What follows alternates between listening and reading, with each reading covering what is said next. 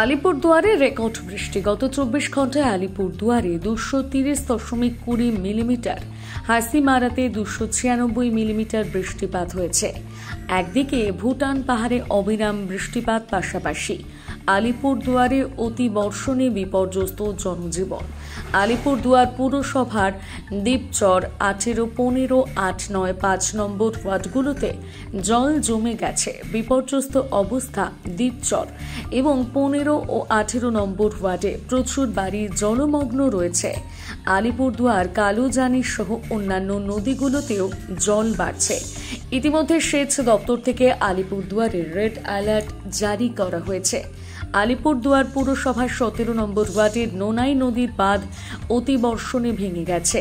নদীর জল যে হারে বাড়ছে তাতে আতঙ্কিত এলাকাবাসী।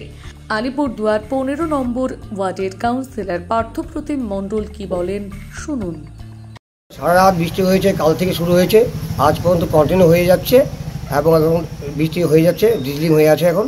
আর আমাদের জল বাড়ছে নদীতে, কালজানি নদীতে এখন রাইজিং আছে আর কি, রাইজিংয়ে চলছে আর কি। জলে নদী একদম ফুলে ফেপে উঠেছে। কোনো সতর্কতা জারি হয়েছে? সতর্ক হয়েছে, আমরা সতর্ক অলরেডি সবসময় সতর্ক আছি ইরিগেশন থেকে, ডিপার্টমেন্ট থেকে। হ্যাঁ, এই মুহূর্তে কালজানির কোন সতর্কতা জারি? এবার সতর্কতা আওয়ারলি চলছে আমাদের।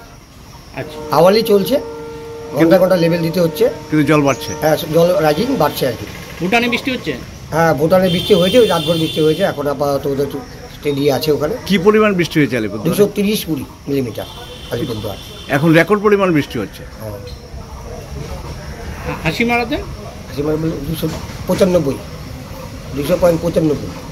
মিলিমিটার। হ্যাঁ, তা আপনারা সতর্ক? আমরা সবসময় অলওয়েজ সতর্ক, ইরিগেশন ডিপার্টমেন্ট থেকে। আমি চন্দ্র সরকার বলছি, এবং সাহেবরাও সতর্ক আছে, অমরেশ সিং সব। বাঁধটাদের অবস্থা ঠিক আছে? হ্যাঁ, আপাতত বাধা ঠিক আছে।